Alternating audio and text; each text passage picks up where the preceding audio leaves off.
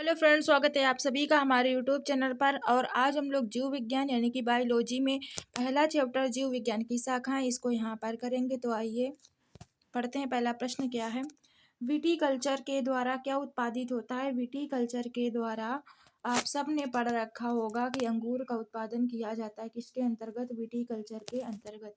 हम बात कर लेते हैं जेरोंटोलॉजी।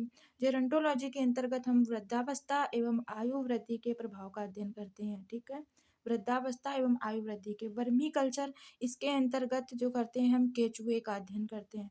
पेडोलॉजी के अध्ययन के अंतर्गत हम पेडोलॉजी के अंतर्गत हम लोग मृदा का अध्ययन करते हैं। फूलों को अध्ययन जो होता है वो एंथोलॉजी कहलाता है। फूलों का अध्ययन एंथोलॉजी कहलाता है। कीटों का वैज्ञानिक अध्ययन क्या कहलाता है? तो कीटों का वैज्ञानिक अध्ययन जो होता है वो एंटोमोलॉजी कहलाता है। जनसंख्या एवं मानव जाति के आंकड़ों का अध्ययन क्या कहलाता है? इसको जननांकी बोलते हैं। जीवाश्म वनस्पति के अंतर्गत पादप जीवाश्म का अध्ययन किया जाता है। विभिन्न संस्कृतियों के वैज्ञानिक विवरण के तुलनात्मक अध्ययन को क्या कहा जाता है? तो इसको एथेनोलॉजी कहते हैं।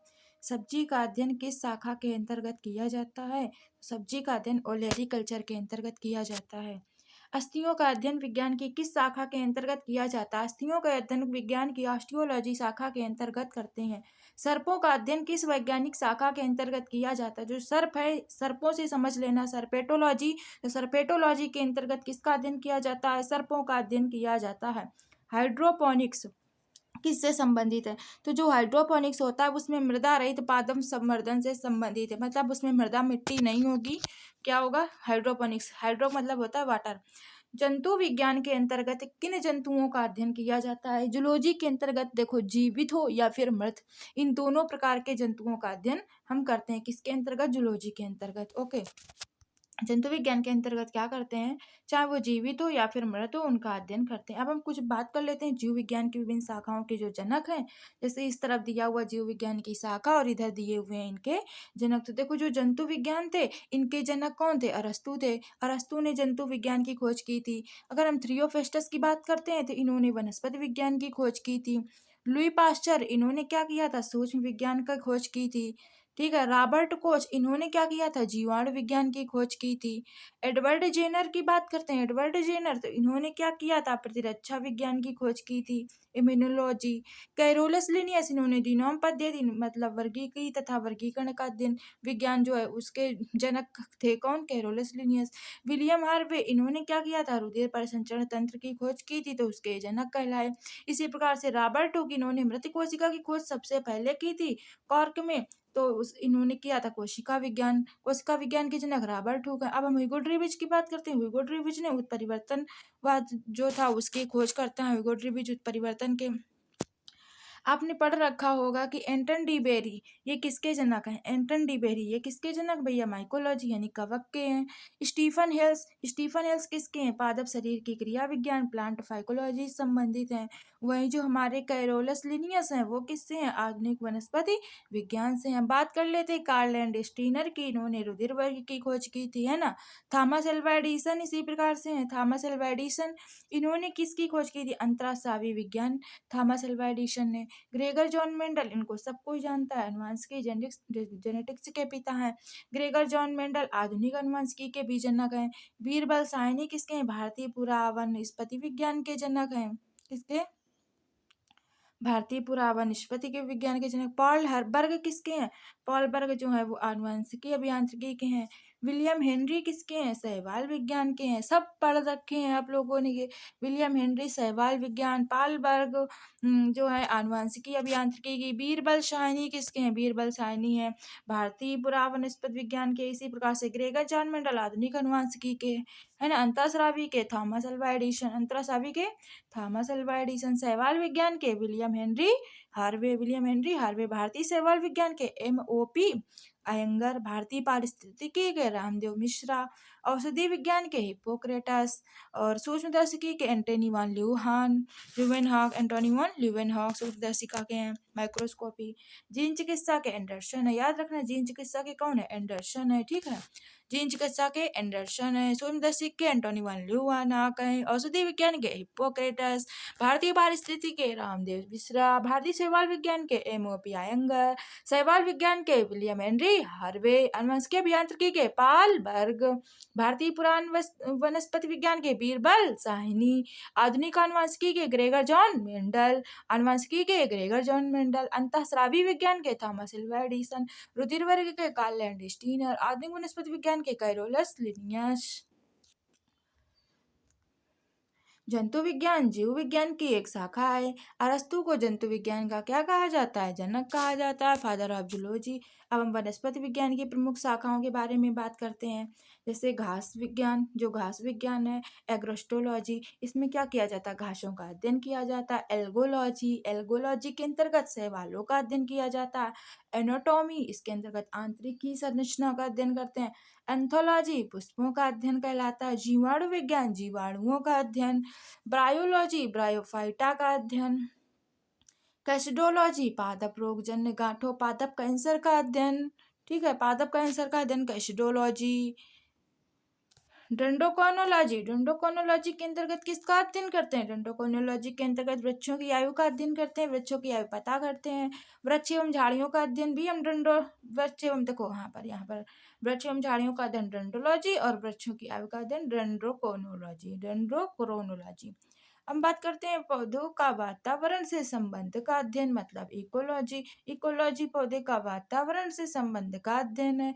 आर्थिक महत्व के पौधों का अध्ययन इकोनॉमिक बॉटनी के अंतर्गत करते हैं। आदिवासियों द्वारा पादपों के उपयोग का अध्ययन एथेनोबॉटनी कहलाता है। फॉरेस्ट्री के अंतर्गत वनों का अध्ययन किया जाता है। अन्य ग्रहों से संबंधित जीवों की उपस्थिति का अध्ययन एक्सोबायोलॉजी। जेनेटिक इंजीनियरिंग, कृत्रिम जीन्स का निर्माण, स्थानांतरण का अध्ययन किया जाता है। लाइकेनोलॉजी के अंतर्गत लाइकेन्स का अध्ययन। माइक्रोबायोलॉजी के अंतर्गत सूक्ष्म जीवों का अध्ययन। और माइकोलॉजी, माइकोलॉजी के अंतर्गत किसका अध्ययन करते हैं, कवकों का अध्ययन करते हैं। माइकोप्लाज्मोलॉजी, माइकोप्लाज्मा वैज्ञानिक की अध्ययन। निमेटोलॉजी के अंतर्गत निमोटोड्स के पादपों के संबंधित अध्ययन करते हैं। पेलियोबोटनी, पेलियोबोटनी के अंतर्गत पादप जीवाश्म का अध्ययन। पेलिनोलॉजी, परागकणों का अध्ययन। पैथोलॉजी, पादप रोगों के उपचार का अध्ययन। पैरासिटोलॉजी, पोषक तथा परजीवी संबंधों का अध्ययन। पेलियोबोटनी, पादप जीवाश्म का अध्ययन। पेलिनोलॉजी, परागकणों का अध्ययन। पैथोलॉजी, पादप रोगों के उपचार का अध्ययन। पैरासिटोलॉजी, पोषक तथा परजीवी संबंधों का अध्ययन। फार्मेकोलॉजी, फार्मेकोलॉजी औषधि पादप का अध्ययन। फिजियोलॉजी, विभिन्न पादपों के जैविक क्रियाओं का अध्ययन। टेरिडोलॉजी, टेरिडोफाइट्स का अध्ययन। फाइटोजियोग्राफी, पौधों के वितरण और उसके कारणों का अध्ययन। स्पेस बायोलॉजी, स्पेस बायोलॉजी अंतरिक्ष तथा वायुमंडल में स्थित पादप का अध्ययन। स्पर्मेलॉजी, बीजों का अध्ययन। हीलियोथेरेपी, सूर्य के प्रकाश प्रभाव से चिकित्सा करने की प्रक्रिया। हाइड्रोपोनिक्स, इस शाखा के अंतर्गत बिना मृदा की बागवानी की जाती है। अभी ऊपर भी पढ़ा था जिसमें लिखा था मृदा रहित, मृदा रहित, ठीक है। अब क्या करें, अब हम जंतु विज्ञान की कुछ शाखाएं हैं उनको भी देख लेते हैं।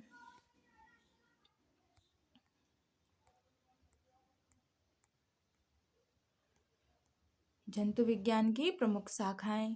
एनाटॉमी, एनाटॉमी के अंतर्गत विच्छेदन के द्वारा शरीर एवं विविध अंगों की रचना का प्रदर्शन करना। एंथ्रोपोलॉजी, मानव जाति के सांस्कृतिक विकास का अध्ययन। इकोलॉजी, जैविक एवं अजैविक वातावरण से जीवों के विविध संबंधों का अध्ययन। एंडोक्राइनोलॉजी, एंडोक्राइनोलॉजी अंतःस्रावी तंत्रों का अध्ययन। अब आप बताओ अंतःस्रावी जो था उसका जनक कौन थे, अंतःस्रावी वाले। एम्ब्रायोलॉजी, भ्रूणी संवर्धन का अध्ययन। एंजाइमोलॉजी, उत्प्रेरकों का अध्ययन। एंटोमोलॉजी, कीट पतंगों का अध्ययन। जेनेटिक्स, जीवों के आनुवंशिक लक्षण एवं इनकी वंशागति का अध्ययन। जेनेटिक्स के पिता कौन है, बताना, जेनेटिक्स के पिता कौन है। हीमेटोलॉजी, हीमेटोलॉजी के अंतर्गत हम रुधिर एवं रुधिर संबंधी रोगों का अध्ययन करते हैं। हर्पेटोलॉजी के अंतर्गत उभयचर एवं सरीसृपों का अध्ययन करते हैं। याद रखना उभयचर, ब्रायोफाइटा, क्या याद आया कुछ? ब्रायोफाइटा, ब्रायोफाइटा उभयचर से संबंधित है। मैमोलॉजी, स्तनधारियों का अध्ययन। माइक्रोबायोलॉजी, अति सूक्ष्म जीवों का अध्ययन। न्यूरोलॉजी, तंत्रिका तंत्र का अध्ययन। ओडोंटोलॉजी, दंत विज्ञान से संबंधित अध्ययन। अनिर्थोलॉजी, पक्षियों का अध्ययन।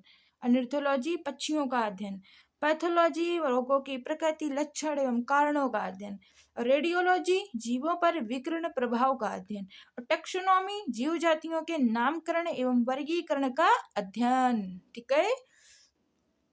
आयु वृद्धि के साथ जीव में होने वाले परिवर्तनों का अध्ययन जरा विज्ञान, जरंटोलॉजी कहलाता है। ओके, तो आज की क्लास हमारी यहीं समाप्त होती है। मिलते हैं नेक्स्ट वीडियो में नेक्स्ट टॉपिक के साथ में। यदि आपने चैनल को लाइक एंड सब्सक्राइब नहीं किया है तो कर देना।